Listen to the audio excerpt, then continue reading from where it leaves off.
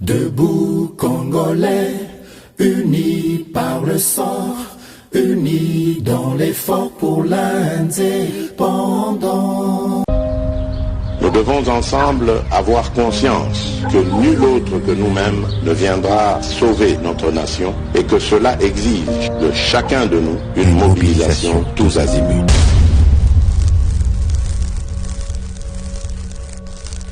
Mbote na bande kobanso GKM Télévision boye malamu na etandona bino obo sekela min kolanda GKM Télévision o epesaka bino basango même telle actualité politique ya République démocratique ya République démocratique du Congo et pourquoi pas maïman somazali koleka katikati na mokili nazalaka na esengo mingi ngai monde ko bino mbi ya chako Shadrach ya kozala une fois de plus liboso etandona bino pona komemela bino ba actualité le quoi mon message nous allons aller mon côté na plateau le lingo allez comment on allait na mbongo na mwana mboka samba o longa o wapi toko beta penza matali actualité politique mwana mboka mbote ndekumbia à chaque boni week-end déjà les kindengeni nezo les kandengeni mon pepeza malamu après francophonie na kanisi congolais nyonso azali ko raisonner siko futur.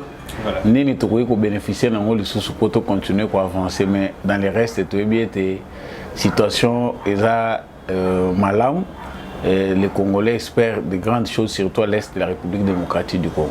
Voilà, mbote mingi na apôtre Gérard Kabea en tout cas bana changu bo pesa maboko na apôtre Gérard Kabea wazali bo kozala to pa kozala déjà bon futur député dans déjà ali confirmé wapi dans ngambo ya Seni.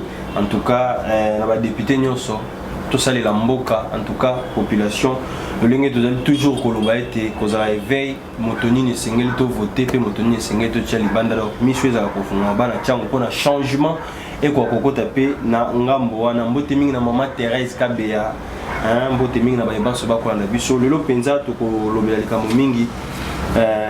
Table ronde où ils allaient prévu le 14 au 16 na Kinshasa pour la matali état de siège où ta etiama tout le blanc 4 na émission oyo et là on va congolais va retenir par rapport à voyage au tata mokombe auto que sala na Brésil et un avantage à congolais tout le blanc 4 na émission oyo et le gambo matali élection en tout cas ba point ils allaient moins belé to ko solango ba député oyo ba bazu ba candidat ba candidature na bango za pe ba député mususu bazu bango te za pe ba député mususu ba traiter ba candidature na bango to kolobelango katikati na émission lokola émission le ka ki to lobela ki le kambo etalama ki de la démission aussi ensemble tout le monde Moïse Katumbi akenda ki bongo kokutana na Dominique Munongo pour revenir hier na ba décision na et puis azonga ki na ba décision na e nini ekoki koya na simatope et loko nini ensemble ezali bongo ko préparer to kolobela pe une fois de plus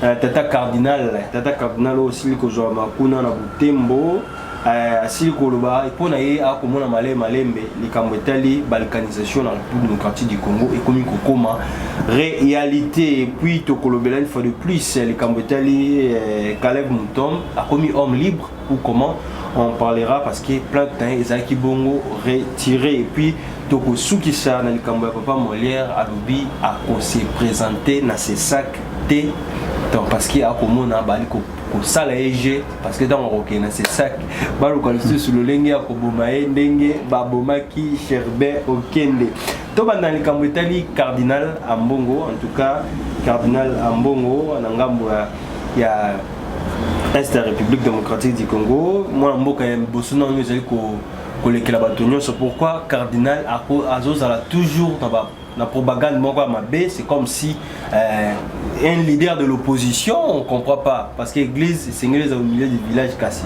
toi ko batté cardinal Mbongo toujours contre le pouvoir en place. Il y a libosonga na kanisi que congolais oyo azali na maîtrise il y a actualité politique il y a République démocratique du Congo à cause à la étonnité na ba propos topé na homélie il y a oyo tozali kobenga tata cardinal Fridolin Ambongo pona nini parce que aussi toyebi que outre meso ya ke ko sala topé tourner oya ke na est ya République démocratique du Congo tata cardinal asa sala ki déjà mis sa moko asangisi bayi catholique pona kotalisa bango que et sengeli bango en tant que fidèle catholique va soutenir ndeko na bango Moïse Katumbi. Pour nous qui comprenons comment notre cardinal de l'église catholique a fonctionné, tout le monde a dit que ezali façon na ye ya kobanda déjà campagne parce que tu as que pona bato oyo bazali proche à Moïse Katumbi campagne ici bandaki, que ça soit dans les réseaux sociaux, que ça soit na bisika bazo kende bango basi ba bandaki campagne électorale yango cardinal Ambongo. Ce qui peut être mieux pour nous aider les Congolais mususu bazala fixé ezali que azala déjà officiellement nommé comme soit directeur de la campagne, il y a Moïse Katumbi, et puis les choses seront bien claires, les Congolais vont la fixer. Parce que Nakazaka ya tata cardinal, aza mutu moko asengeli amema message ya kimia, message ya bosangisi. Ya kei kuna na beni espoir oyo ye azali komemela batu en tant que église au milieu du village, en tant que pasteur, ils ont des messages à désespoir. Il y a balkanisation oyo balaye ko bunda pona ko éviter ezali na kati ya kosalema.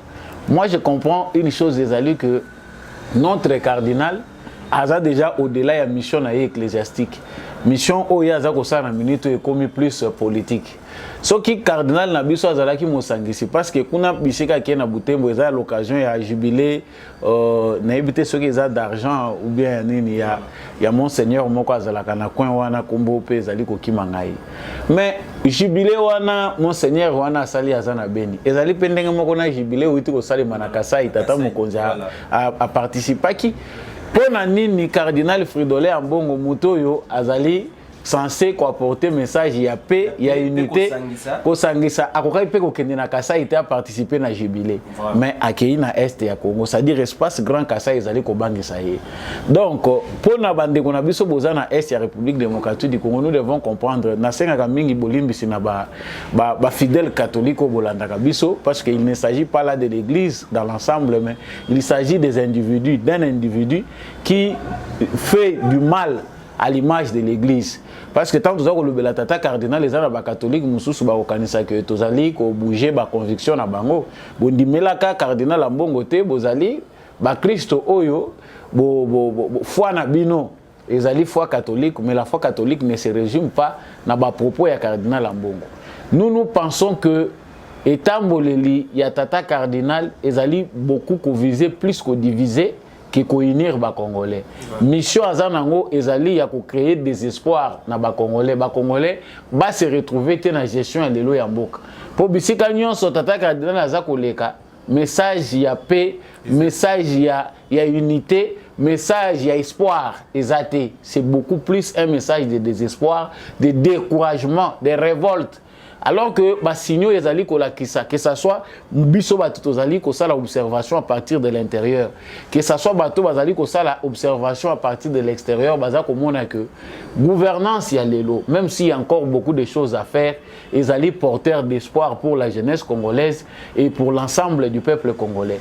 Mais bato bazali na est temps baza ko yoka discours eza po baloba nini voilà espoir ezate mboka ngo baza ko balkaniza ngo kala mingi te nyonso oyo likolo ya lokoso ya mbongo nga naza ko loba ngo nga moko te pape nde mutu alobi yango parce que voix na biso ba mususu ekozala lokola voix ya bato basepelaka te na cardinal. Mais le pape a dit que matérialisme lokoso ya mbongo oyo nde esali ke bato batika mission na bango ecclésiastique bakoma beaucoup plus ko s'ingérer na ba faire oyo ezali politique.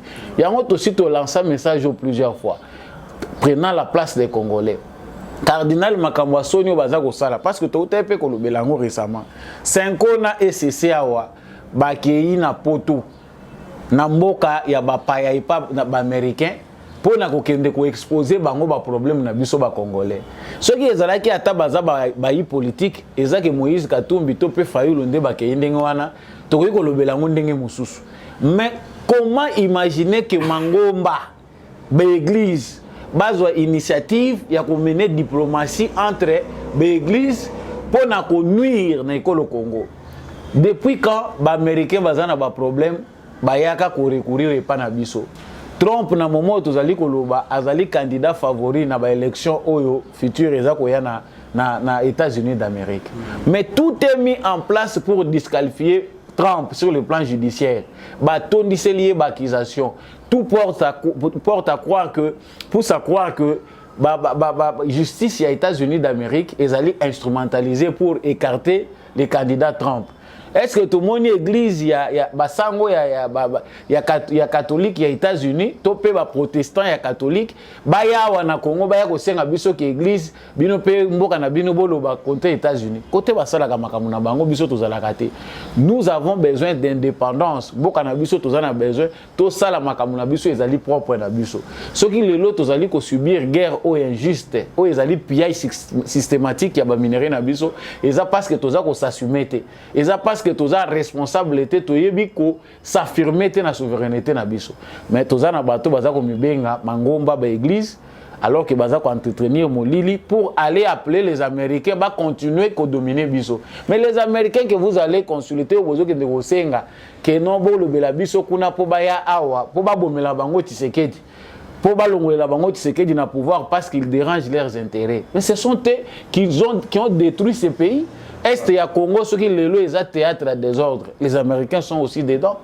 Yango na kosuki sapona kozonga na mutuna oyo pesaki ya tata cardinal koloba que esengeli bande kona biso ya est toute tendance confondue que ça soit aux catholiques que ça soit aux catholiques te bazala éveillé. Ba kambia mangomba na biso to pe ba pasteur na biso ba koko zala pe instrumentaliser pour na bagué na bango. Likolo ya ba petit na bango individuel, ils sont prêts à diviser les Congolais. Discours ya tata cardinal où ezali na tendance à diviser ba Congolais. Démarche na ye où ezali na tendance à diviser ba Congolais, ezali importante pour la jeunesse ya lelo, ezali te important pour la jeunesse ya est ya République démocratique du Congo. Notre souveraineté. Ko ba balkaniser mboka, le Congo ne sera jamais balkanisé. Nous avons traversé des moments très durs, plus que ce que nous avons connu aujourd'hui. Voilà. Les millions de morts que nous comptons, tous à compter en côté par rapport à jour où Félix Tshisekedi accéda à le pouvoir. Côté Tououti, qui plus pire que ce que nous vivons aujourd'hui. Mais le pays n'a pas été balkanisé. Hier, vous avez vu que la balkanisation est comme une grave. C'est une aventure. Ils ont un message à désespoir pour décourager la mobilisation des jeunes et déconnecter les dirigeants des dirigés. C'est pour cette mission-là qu'il a été payé. Nous ne pouvons jamais suivre de tels propos qui ne cadrent pas avec l'espérance que nous avons d'un futur meilleur. Voilà, chers abonnés de GKM Télévision, partagez les liens. Partagez, on peut éclairer, s'abonner na GKM Télévision pour na kolanda ba information na biso. Toujours on a visite de Tamokambe Ekolo. À cela qui bon au salle 48 heures pour na ngambo ya Brésil en tout cas.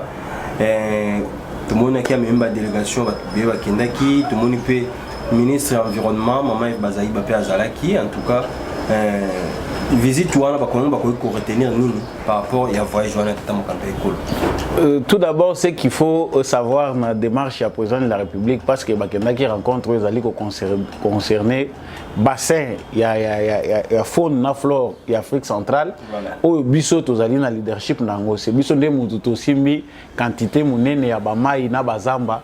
Pour les accords que mon peuple na mukili, atmosphère na mukili ezalana no malamu jusqu'à ce point. Tous alliés pena Amazonie. Alors les deux pays où bazali au top par rapport à faune na flore réserve au mondial ya faune na flore ils ont permettre que oxygène topé mon pépé mokilé za la malamu ezali na biso na forêt amazonienne où ezali à Brésil. Tina ya mobembo tata mokonzi ko les ali premièrement pour tout récupérer place na biso. Oyo bayibaki biso à cause ya absence ya molobeli ya malamu pour na ekolo Congo. Nous devons reconnaître que pendant 18 ans, Joseph Kabila, nous avons perdu assez de temps. Nous avons perdu la démarche diplomatique qui devait être la nôtre pour tous Ouaka revenus. Il y a faune na flore au biso tous allés entretenir pour na bien à l'humanité. Supposons les lots qui forêt à Congo ezate mukili oyo et kozalande bandade. Tant qu'on va classer na ba expert, baza ko classer bazamba. Bazamba oyo ezana utilité par rapport à utilité par rapport à taux ya carbone nous allons émettre biso tous allons même l'écolo et Amazonie parce que zamba na biso jusque là ezali na bakwa oyo batikali ko simba ta Amazonie chaque jour wa baza ko kata banzete malgré bazali ko continuer ko s'imposer pour la préservation pour bazong c'est la bango ba retomber ya préservation wana bazo kata kaka Celle forêt autotikali bazoba oyo biso toza ko bénéficier nanu jusque là rien. Ce sont les organisations, il y a ba ONG ou tel makakawa, o biso ba ONG tel, tozali ko boya, ba si les sazamba te mais ils nous donnent rien en retour. Ezali na faute na biso te ba congolais, ezali na faute ya Joseph Kabila gestion na ye. Tangu baninga bazalaki kokota na diplomatie ya malamu po na kolinga kozwa par o eza ya bango. Nous avons raté notre diplomatie parce que l'essentiel de la démarche diplomatique, il y a époque, il y a Joseph Kabila qui reposait na pérennisation na pouvoir. Il fallait continuer à exister na pouvoir. Il y a un Joseph Kabila, ba diplomatie non malgré ba promesse union se réaliser. Non, mindele bazwa kambongo babwa ki boyete. Vous devez avoir un plan. Biso toza ko conserver tolingi bino bo pesa biso mbongo parce que toza ko aider mokili mais mbongo boko pesa biso tala ndenge to ko canaliser yango. Il devait y avoir du sérieux pour mbongo ba milliards oyo ba pays pollueurs bazali ko contribuer pour na ko compenser bato bazali ko préserver faune na flore et bazwaka biso bandaye ko échapper na biso. Leadership wana et kambama ki ezui na ba Gabon, Congo Brazzaville, il y a une fois même où on a fait une réunion awa ezali ko tala makambu ya climat. Baye basaleli yango na Brazzaville. Alors que Brazzaville, pays à 5 millions d'habitants, totali munene ya Congo na bassin ya Afrique centrale au biso tozali ko appartenir, biso nde photos na leadership na biso. Grâce à la diplomatie de Félix Tshisekedi rencontre wana est porteur d'espoir parce que premièrement, to réseau récupérer place na biso ya leadership en termes ya bassin tropical. Il y a bateau bazali na préservation munene, c'est nous qui devons être en premier. C'est ça le souci à président Félix Tshisekedi Ezalaki qui a joué contact na président Lula ya Brésil, bah serrer les coudes pour biso peto zo esika na biso. Si les milliards viennent chaque année, bazali ko compenser biso par rapport à la préservation à Zamba na biso. Bana na biso ba université environnementale, ba université écologique. Et ko tonga mana ba Équateur, ko tonga mana ba province nyonso ba Zamba ezali, bana ba ye ko la ko conserver faune na flore na biso. To tika ko kata ba matiti, ba projet eza ebele, ko kata ba nzete pardon, ba projet eza ebele. Mais les Congolais le lot jusque là à 90%, les Congolais sont dépendants na makala. Voilà. Énergie oyo eza ko wuta na banzete ya bois yango toza ko utiliser mingi ça fait une façon na biso tozali ko sili sanzete mais soki bakoyi ko aider biso na transition technologique to longwa na phase oyo ya kolambaka na ba réchaud pétrole na ba makala oyo ezali pour l'essentiel ko tinda bato bakata mingi banzete. Je pense que ça sera fait. Donc en termes général mobembo ya tata mokonzi ekolo ezaki penda na moto ya mingi nakanisi ke na baane ezali koya na bambula ezali koya tokomona ba retomber nango. Ce sont des écoles qui seront construites, des hôpitaux en compensation parce que biso toza bazoba te to bombela ka ba mindele zamba bango ba polluer ka mokili biso to bombela bango zamba lobi nango ba ya ba yebisa biso non désormais zamba est comme patrimoine international ou bien patrimoine de l'humanité. Beaucoup de gens qui ont banzete na zamba na binote parce que ça ko contribuer. Ça dit ceux qui biso moko to yebi ko se gérer te, to yebi ndenge nini ya ko revendiquer droit na biso te, to za organiser te, ils finiront par nous imposer ndenge tozo mona ba parc na biso essentiel, ezali patrimoine ya humanité classé par l'UNESCO. Donc quand toza ko loba, toza pe na compensation tout le monde a clarté.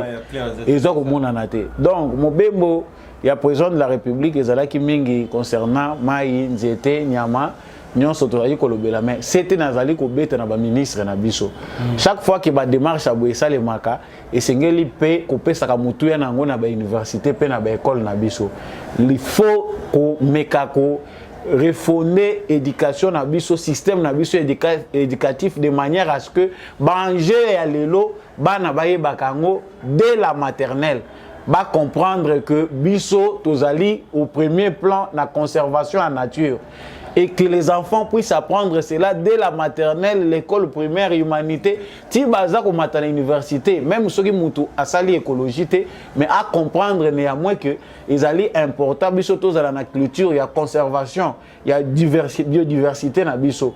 Il faut ngana zo kamwa. Même bateau bazali ko continuer ko kotonga na ba ville na biso. C'est possible à travers le ministère de l'Environnement. Pour Batoiseau, il faut qu'on plante 1 milliard d'arbres à horizon tel. Mais Bateau va construire, que ce soit en ville, que ce soit en campagne. Il faut les imposer pour un espace tel. Il faut nous aider à la nakati à l'upang. Il faut nous aider à la soit les bossos ceux qui ont espace et les par rapport à Yabanine. Et puis l'État est mon cas là que Sabino Ndeni beaucoup côté la nzete.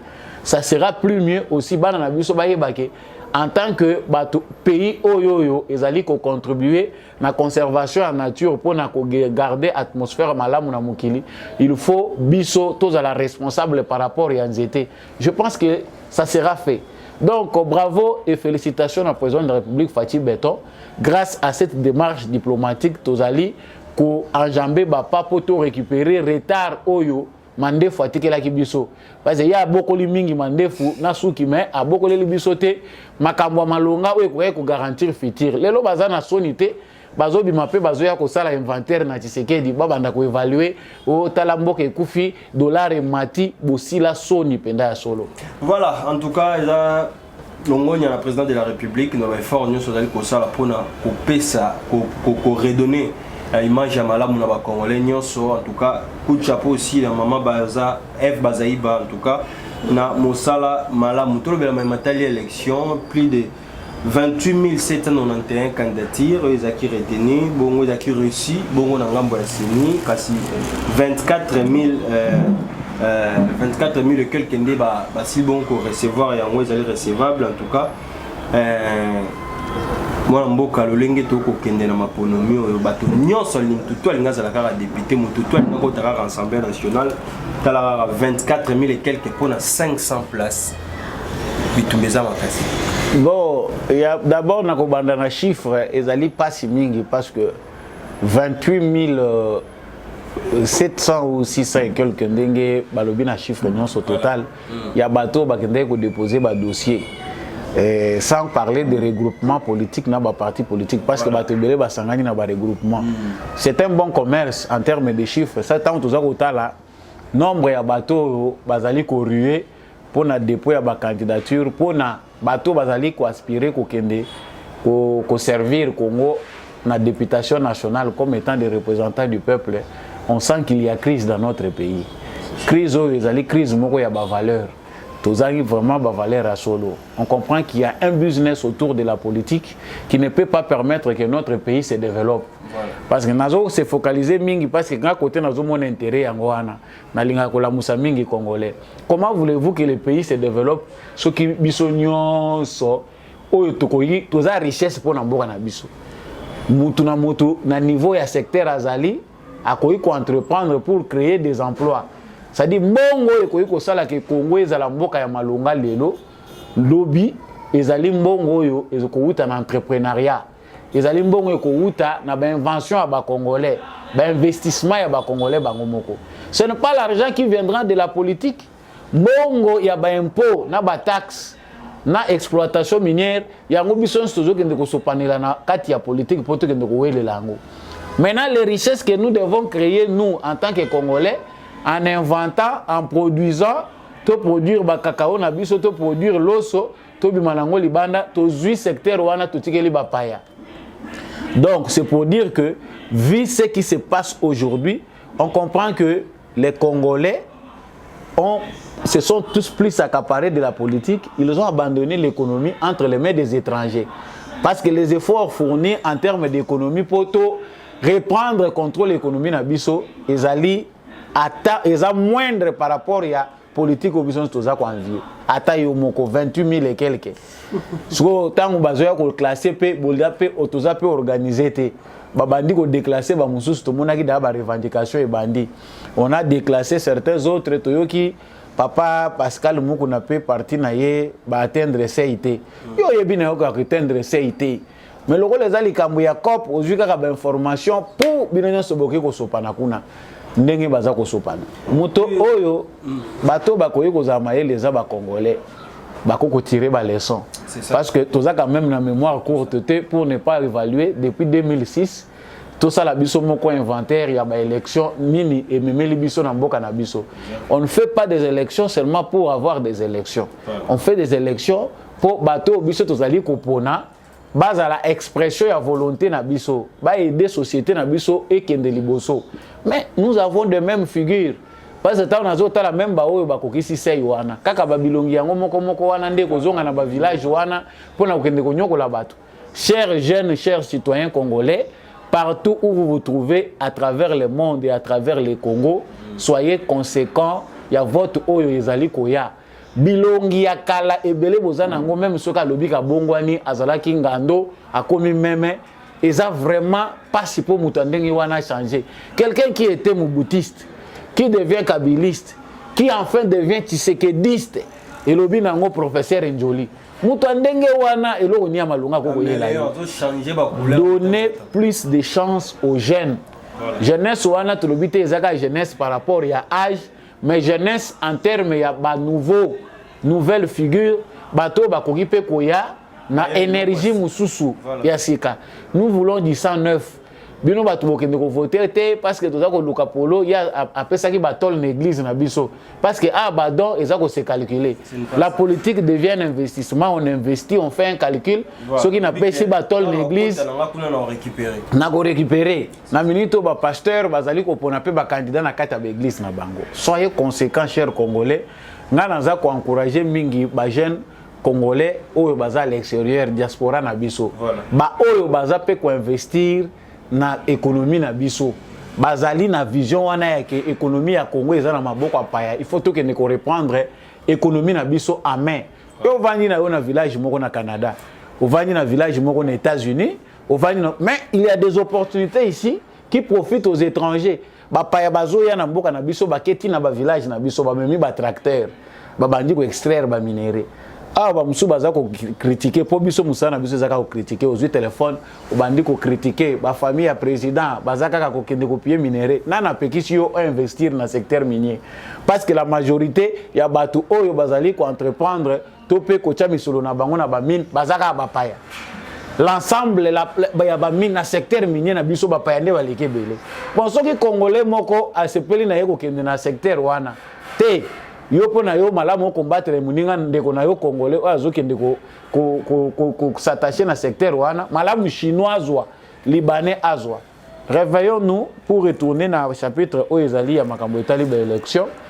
Moi je pense que train yangwana ezali penda ko kende mulai ezali ko continuer ko kende ba boya ko kende parce que surtout évaluer le surtout za ko mona que c'est ça nga se retrouver parti à Katumbi et se retrouver batunion sauf Fayulu qui est nulle part parce que même si ko soko lobi que na boye élection te boye la minute za ko lobaki na boye élection te bon si aujourd'hui ba kokisho ya za ko luka akena ba député nini la farce de Fayulu n'est plus approuvée. C'est que Fayulu n'est plus quelqu'un qu'on peut classer entre les politiques. Il s'est disqualifié calmement. Au lieu de sabana batouana bazako landaka yoke. Ici makamwana ezate mais lokola succès oyo mutunyo salingaka kufanango. Atikalika zo diembela non tozoko luka élection ezala juste ezala audi. Ba oyo bazako jouer rôle mususu. Yo zako jouer rôle ya ko distraire bato. Non, je suis toujours déterminé à aller aux élections. Ba kokende na seni po nazako continuer ndeko chako. Mais Martin Fayulu nous dit qu'il a besoin à l'objet que Bapesa qui est poste à vice-président à Boyaki. Bon, yo Boyaki poste à vice-président. Oza koyebi sa 5 ans na ECC bakende ko auditer na seni na procédure nini. Pour yo lobby vice-président na Boyaki parce que eza constitutionnel était. Yo le tambola kana constitution la kanango la muka kanango. So zo luka seni et 5 ans na ECC bakende kuna na seni na procédure nini. Donc ce sont des choses que les inventent. Objectif na bango ezalaki tokende élection te pour baya ko créer ba aventure na bango ba ko créer wana. Nous moi je pense que pour ngai na sina pesa conclusion élection ezalate tolinko yoka lisusu te au dialogue.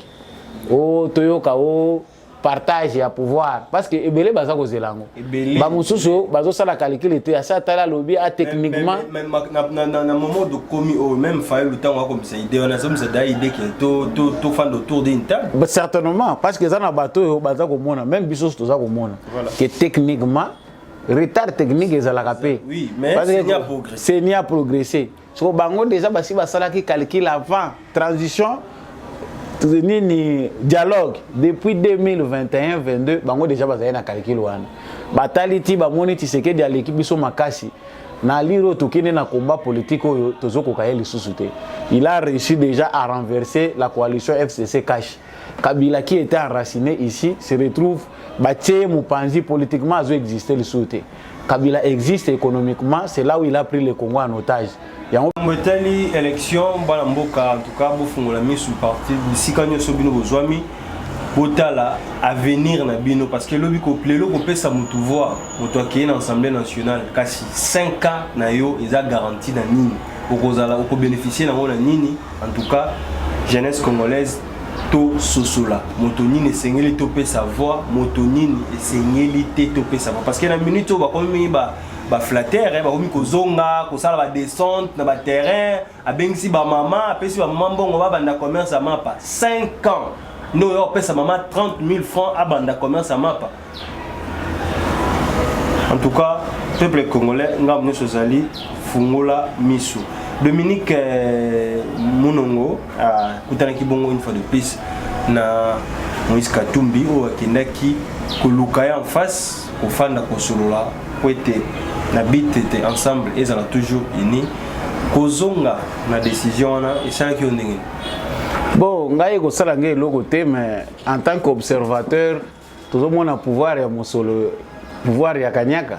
Voilà. Parce que Dominique Munongo aza bébé c'est une maman azada na bakoko na kotala déjà naye azada na bakoko azada muto azada déjà une expérience ya vie avant soit décision à cause on n'importe comment te ça dit décision na ya cause eza mûrement réfléchi basé sur expérience tant où ya kanisi penda malamu sur base ya ba voice auto yokaki makambo ya zaye koloba concernant Katumbi tant où ya kanisa ki malamu yango monaki ke sengela ki a se retirer azwaki mokano wana lobi na se retirer na ko linga lisusu ko kamba dynamique ya ba femme ya ensemble été mais tozalaki surpris certainement komona que muto a décidé ki yemoko ba bengisi lisusu parce que les images parlent mieux que la parole. Voilà. Tout le monde ndenge moni ba vandi na trésor mputu na kati et loko nazo sekawa Moïse Katumbi vraiment va nous créer des problèmes sérieux. Et à moi, je suis médiocre à traîner comme médiocre.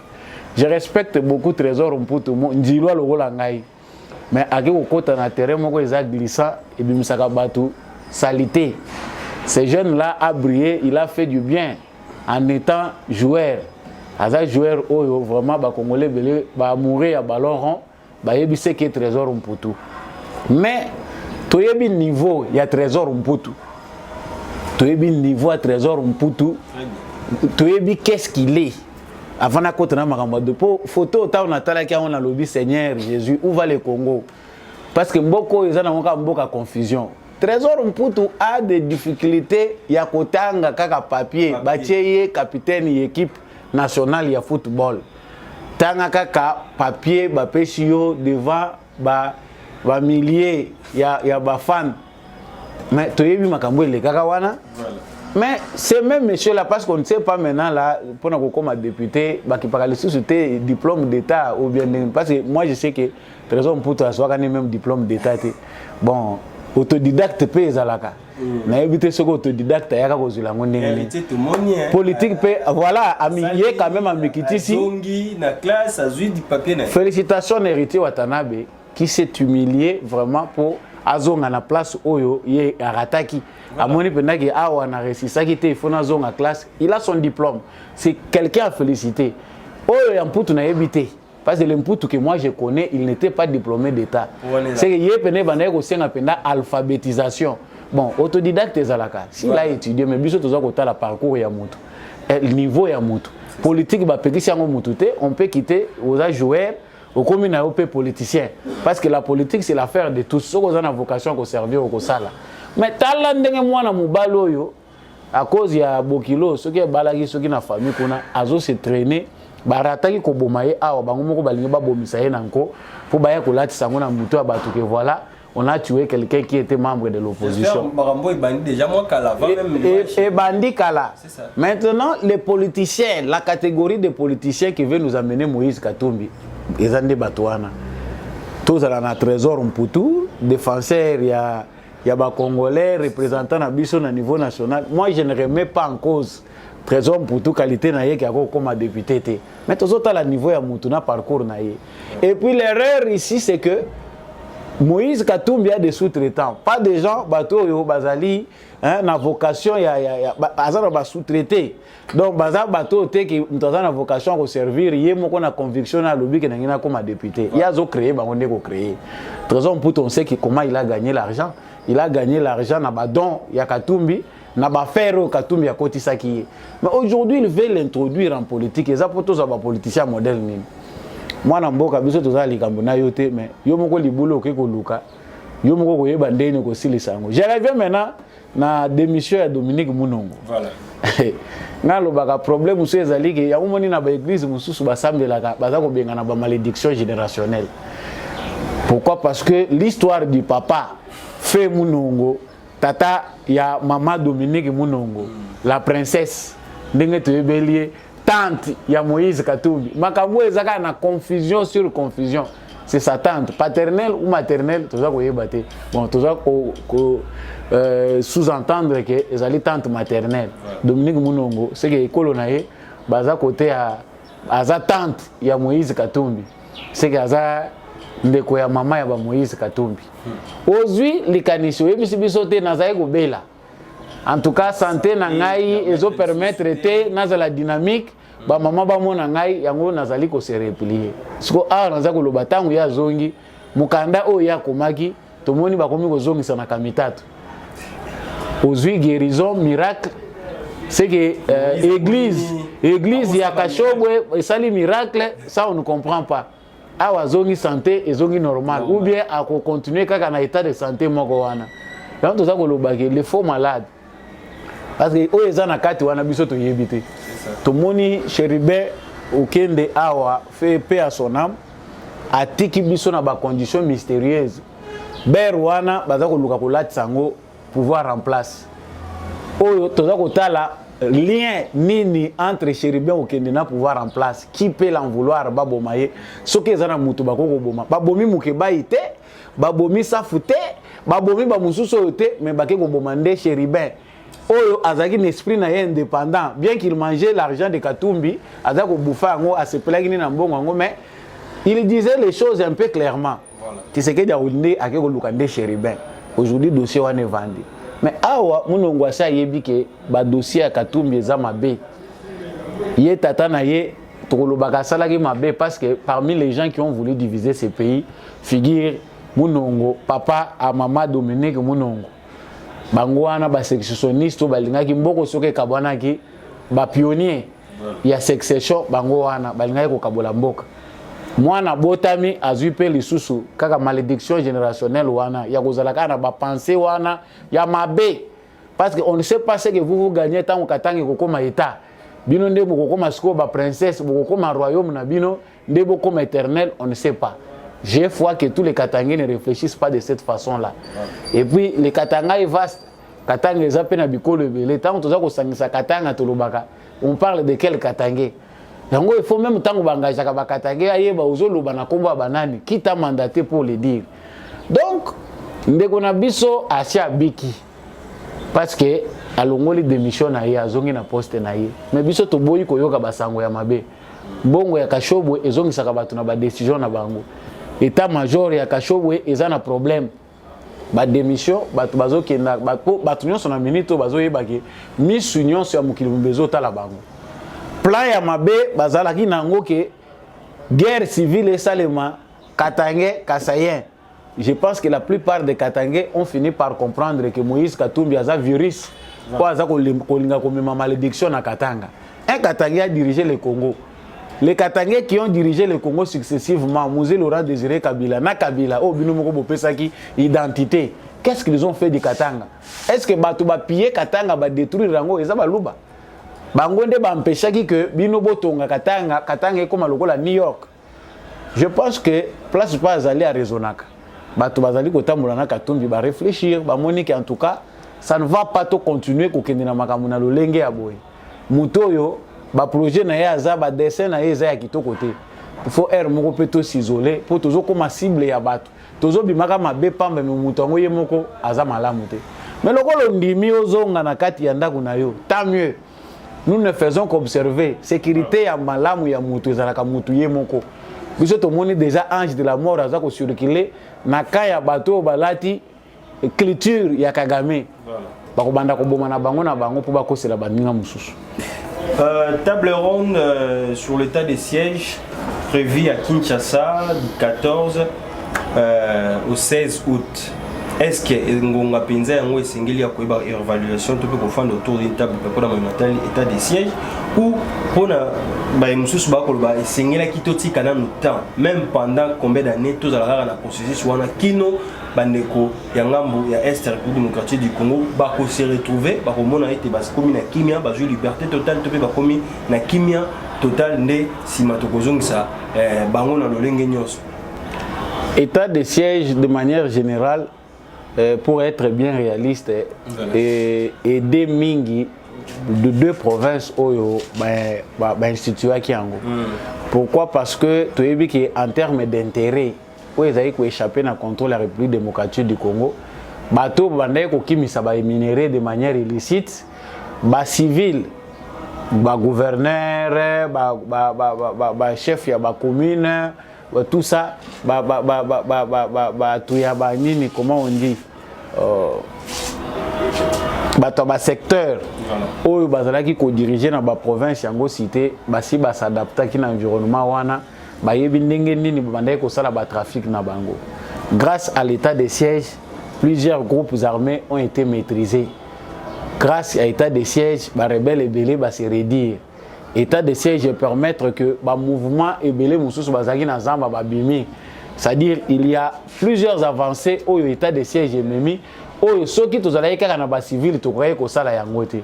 Banzela mususu belé zaki ya kokangama na Nord Kivu, banzela belé zaki na Ituri et permettre que à travers l'état de siège bato ba retrouver pe na bango. Mais balobaki dès le départ que l'état de siège n'est pas une solution générale ou définitive.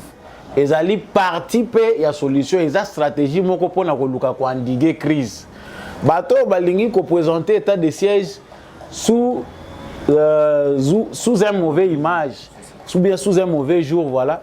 Ils allaient bato moko oyo bazali ko bundisa ba stratégie nyonso ils ont tendance à komema kimia. Mozomona. Le problème ce n'est pas l'état de siège. Le problème ils allaient profondeur ya mabe. Mabé et c'est commis ma casse tellement que la guerre est dans le sang de plusieurs Congolais.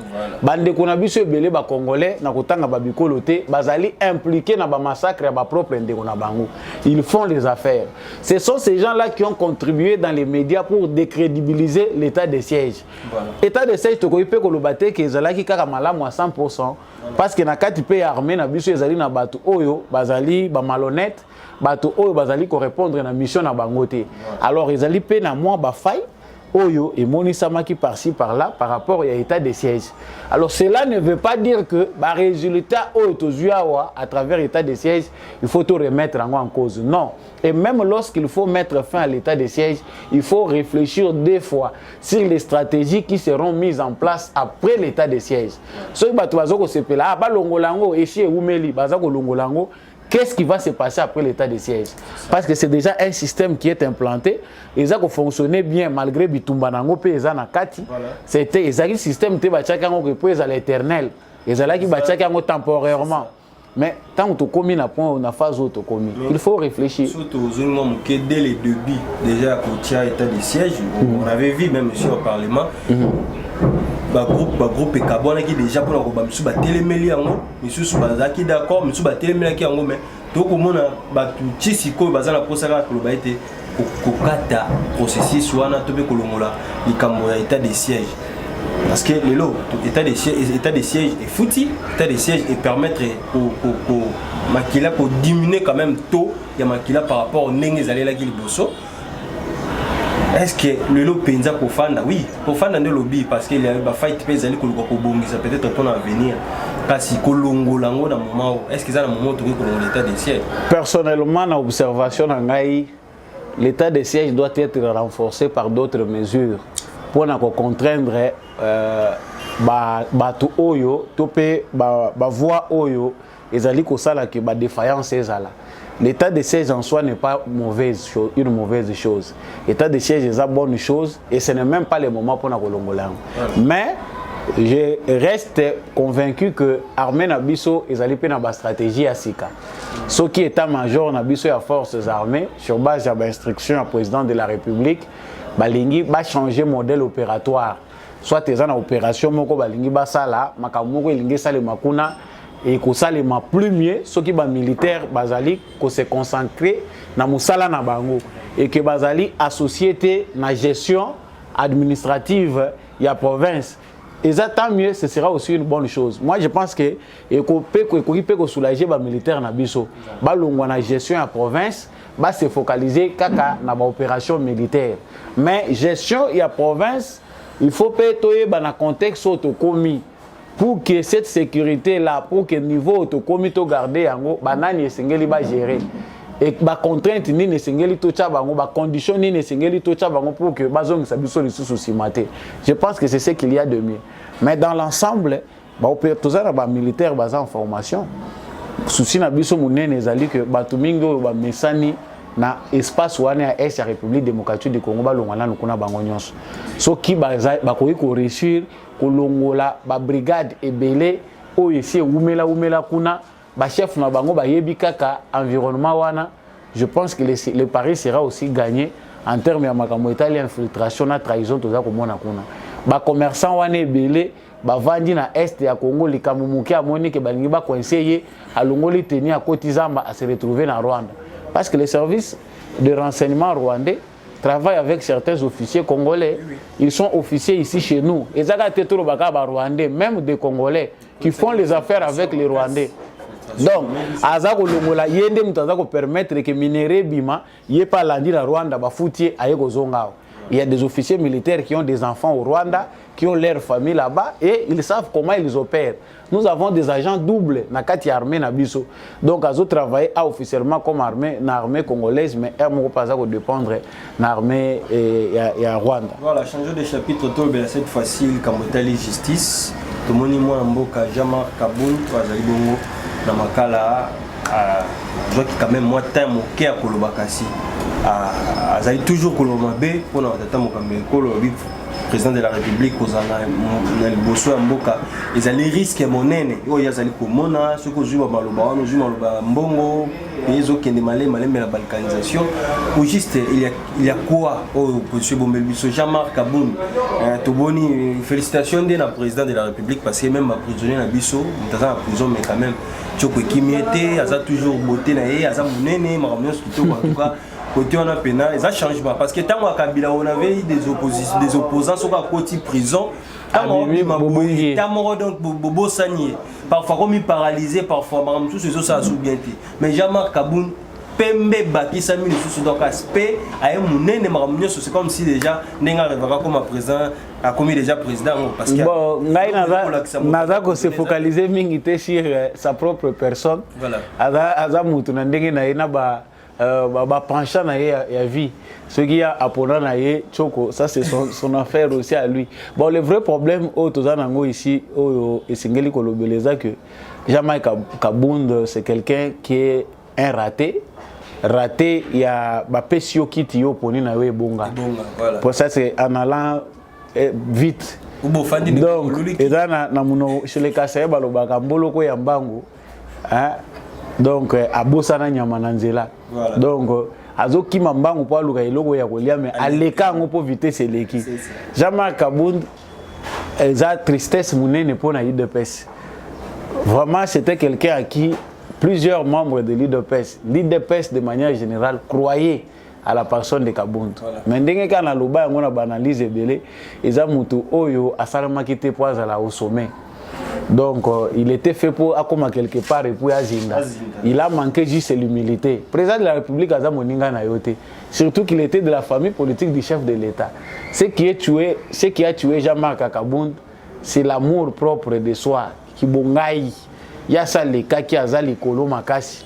qu'il voyait des choses à se faire par imagination et belé. Yo ke kokota lisanga ya bandoki bato basali déjà 18 ans à pouvoir. Ba yebi banda ko banganga nyonso.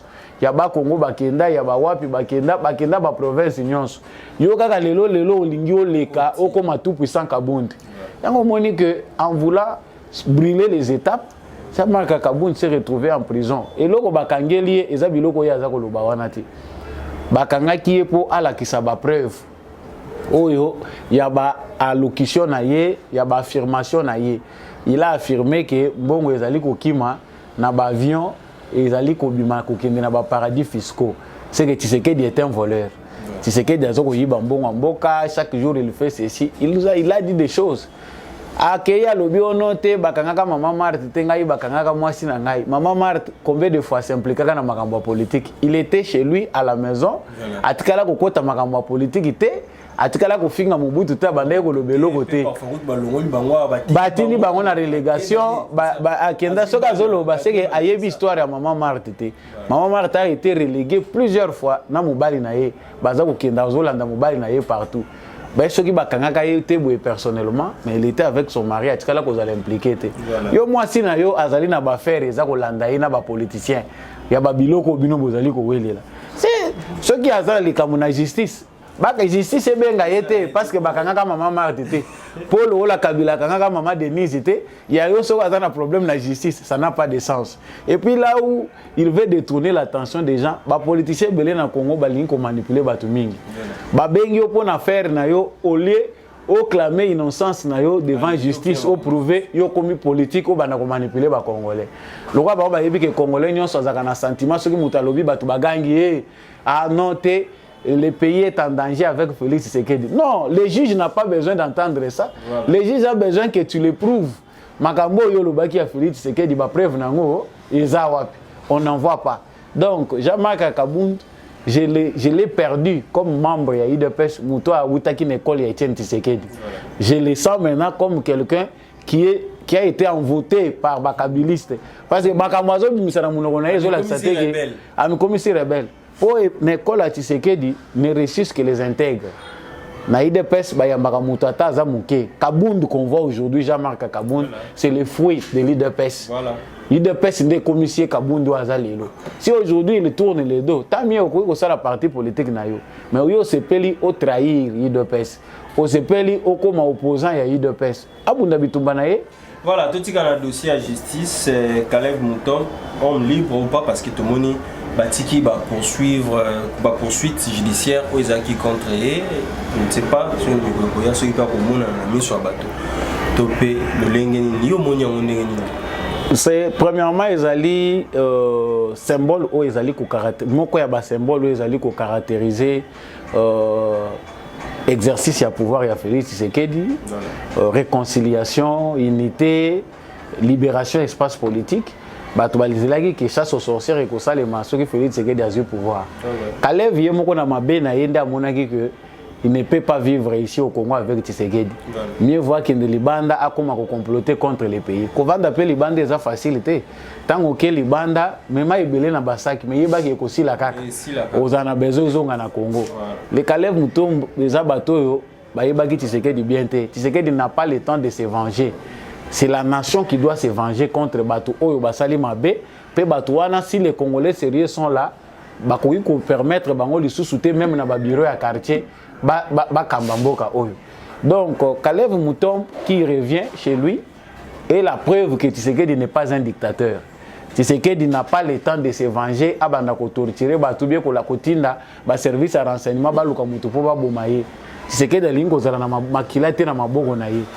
5 ans où l'équipe a très kabiliste à mon côté. Pour celui qui veut changer, il a accepté de négocier, il veut retourner chez lui dans son pays. Bakangi yote, balandagi yote, yomoko kimakimbango. Songa parce que ba poursuite e bandaye ko landa yo. Kuna pe nani procureur alobi ke ba retirer avis de recherche. Oyo balobai ke baza kolanda ye kopakata mbango ngana za kozwango lokola symbole ya réconciliation na unité. Ndeko Kalev Moutombo, si c'est quelqu'un qui peut se réconcilier avec son passé, azana mbongo il peut commencer à réparer certaines choses même sans que justice ait bien gagné. Ayebi mabe asala na bato, asala biso mabe belé. Pour na biso bato to yebi passe ya lit o ememi Félix Tshisekedi na pouvoir. Asala mabe mingi na bato. Mais il peut trouver un moyen à l'andakabilate, il peut trouver un moyen facile pour lui, il y a qu'à expier ba péché na yé. Donc ba créer ta club ya rédemption, ba futa ka mabe, ba réparer ka mabe o bango ba sala ka na bato. Comme ça to ko beta suma solo ya boyete. Voilà, to komi ko koma na suka émission yo ya mbote to kabana yo. Papa Molière, Papa Nembalemba honorable, à l'objet à se présenter dans ces actes, à on a déjà à ma chère Bembe, parce que le linga on n'a pas bien scellé, il y a mon lot à bien scellé. Donc je ne sais pas si tu es honorable ou tu es député national, tu peux aller devant caméra Koloba ou nous suis single Kobima honorable. Et puis bien ici pour que nous expliquer par rapport à Maloba. Tu peux pas propos na bimi ça qui cassé. Ah bien on a déjà le rôle à chère Bembe parce que soit que à ozon anda côté. Mboso ça ebisa kenyon c'est la théâtre traité. Parce que yé a besoin ki ba congolais ba bourrique. Na zalaka na kanda chaque fois que na mona ka kanda wana zate que j'ai de la haine contre lui. Voilà. Mais je sais que les services de renseignement de Joseph Kabila ont abruti les Congolais à travers des gens comme Molière. Chaîne ya Molière ezaki chaîne moko créé sciemment orientation au Molière azwa kitango andimaki kozala moko ya bakabiliste ezalaki ya ko contribuer to pe ko participer na abrutissement ya ba Congolais. C'est-à-dire ce que ça na chaîne ya télévision oyo et BBC mitu ya ba Congolais. Oyo musala nango ezali ko distraire ba Congolais, ko éloigner ba Congolais na makambo ya solo ba ko expliquer bango ezaki chaîne ya Molière. Il a contribué en ça jusqu'à la fin pour que ça ba Congolais que nazana Kabila té, mais il a été avec Joseph Kabila na parti politique au Postilaki. On n'en tient pas rigueur. Mais jusqu'à ce niveau ce qui a zo kanisa ke ba Congolais bazaka ka bazoba a continuer koya na ba bêtise. Tant mieux c'est les Congolais qui jugeront. Parce que la minute on a koloba que naza Chérubin okendete Chérubin okende balingi pe basalanga lokola basala ki Chérubin mususu. Il a fait des affirmations parce que nazo kama baza déjà na politique il y a que ba provoquer la justice pour chaque fois ko banda ko benga ka bango bazwa ba argument pour les autres ça que Tshisekedi justice na eza ya répression. Yo bimi na télévision pour flatter ba Congolais lobby président nanga ça na problème té bato ba bomaki Chérubin c'est là ba information tozwaki parce que lui veut faire la comédie mais en soi ce n'est pas de la comédie. Molière azalaka agent ya renseignement ya Joseph Kabila. Quand il vient dire des choses, les gens prennent ça pour de la bêtise. Mais il vient provoquer, il vient créer quelque chose. Ce n'est pas pour rien que Molière abimaka na télévision. À lobby, bino bovandi quand kokolobasi bateki yango. Ba soda bovandi kuna bino boyebi eloko bozoluka kuna eza bomba retardement. Tout ça, bazaki na besoin ba yeba qu'est-ce qui se faisait na kan kokolo. Lokola bazaki bunda na renseignement bazoye bateti seke dalinga sala nini. L'objectif c'était d'inciter les militaires na kanda. Abima na télévision azako pesa ba affirmation lobby quand kokolobasi bateka. Imaginez conséquences nango na ba militaire ceux qui bazala qui maîtriser té. Et quand on est allé vérifier, on sait qu'il y a un grand projet kuna bazali kotonga et nani bâtiment pour le ministère ya défense et puis na secrétariat général ya armée. Akanga munoko na ebité so ko zongi la makambo wana. Moi je pense que il y a des gens comme Molière Lembalemba oyo bako continuer ko la manipuler pour na koya ko créer des ordres na ordre to limito créer. Alors il faut que les Congolais prennent au sérieux l'aventure ya batu mususu. Pour lobby et ya ko bimalisusu teke omoni basali kingandi boye. On tango ya zoro bango zoro baluko la théâtre parce que ya mesana ko seka le fait ya ko tia minunyo sur libanda pour lui il pense qu'il est jovial, il garde la bonne humeur. Mais moi je sens que ça le rôle insulte na peuple congolais na moment batu bazolo ba makambo sérieux yo zo mimela bango ba jeu. Voilà pourquoi Mbo se disait eza nyonso ngonga nyonso tende yo ko sala théâtre. Mais moi j'affirme qu'il ne fait pas du théâtre. Ce qu'il fait là, il faut qu'on scrita kango malamu aza muto yo ayaka ko pesa ba makambo ya laboratoire na bango. Voilà, nous sommes arrivés pratiquement à la fin de cette émission. En tout cas, constat et Salami donc début à francophonie, qui nos francophonie Sili va donc taux ya kuluna 25% et kitaki. Donc tout le peuple congolais n'a pas quoi nyonso bisika nyonso congolais aki menancé. Mais après francophonie à tout monde kuluna ezongi policier azongeli comportement na ye ya kala ya kochaba maboko na poche ya koluka kosala bolenge toyebi te mateya nini bateyaki bango avant francophonie ou après francophonie si to pe ba continuer na lolenge nini quelques clichés quelques mots parce que ba commune ebele déjà ba signaler biso njili kuluna ezongi makala kolobate Selembao quartier Kalunga kolobate kuluna ezongi tina mo tina pourquoi et je ne sais pas ce qui peut leur vivre en bon, ce qu'il faut savoir pour maîtriser peu malamu c'est que énergie au to utiliser dans l'organisation à Baja francophonie énergie moko esengeli to féliciter d'abord premièrement président de la République implication makasi azaki nango pour être Baja ya francophonie 9e G et réussir au moins que bazwaki ba instruction makasi pe balandela ki bango makasi tout le temps président de la République azaki sur le terrain qu'on bouger, qu'on manager, batunion so bazali occuper même bato à service à sécurité. Monique Moura a accompagné la police. Monique garde présidentielle, basala kama sécurité et tout le monde a respecté. Bisika nyonso bazala ki monique ordre ezala ki mutokoye ko sala ma sécurité. Mais après c'est là où mona ki ba policier batikali bakabwani bango na bango. Voilà.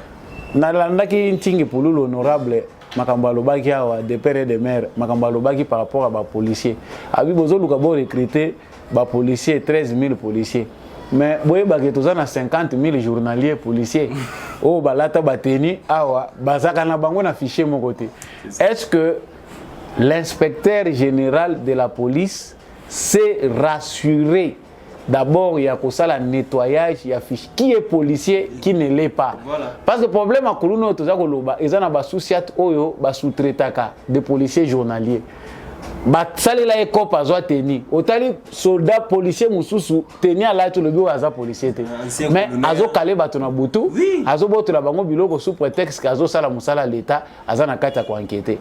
Moi je pense que recrutement ezali bien ndenge ministre intérieur à lobby yango baza ko recruter ba policier mais il faut basa la paix patrouille basa la état major il y a la police ko banda ko identifier ba policier il y a des policiers qui ne méritent pas to lobby te ke lokola bozo recruter ya sika to tika ba makambo eza awa il y a des policiers qui sont dans la police qui n'ont suivi aucune formation basa la cop bakeka ka balegisi bango une semaine a komi ko la tenue parce que yo yebisanga bato ndenge wana to kobomba bango na armée na la police pour na musala nini pour former militaire ezaka facile que former policier policier aza mutu moko il faut azala psychologiquement na moral moko élevé bien instruit voilà ceux qui en armée bakoyi kozwa mutu même ceux qui aza diplômé d'état mais na ndimite que na la police il faut kozwa mutu na niveau wana même l'examen bana ena fait pour ba sala bana 6e primaire surtout que si même ba policier belé ba ko sala te OPJ azo sala nini PV na ye procès verbal na ye otali ye moko makambazo comme ozo kamwa mais so yebisanga ils étaient recrutés sur quelle base ministre et intérieur na biso na police nationale na biso bavanda basala état major ya réforme à la police. Voilà. La première des choses, il faut radier certains policiers, ils ne méritent pas. Voilà. Bon, remercier Bango, trouver un moyen de les congédier. Donc, continuer à garder les policiers, autant les policiers, autant les mêmes physionomies, au moins que ça ne répond pas à la police. Bon, remercier Bamoussou, pourquoi tu as Bango Soni, Bakota Kaka affiché par COP. Moutazangi Moussala ba bete les matchs au akoma ko sala dans la police. Asa ila ki formation wa to yebite. Comment voulez-vous que quelqu'un mutu oyo ngana na kutani na ye après 6 mois o to monanité na moni alati teni à la police o na koma policier. Lobi nango na moni ye na ba pete.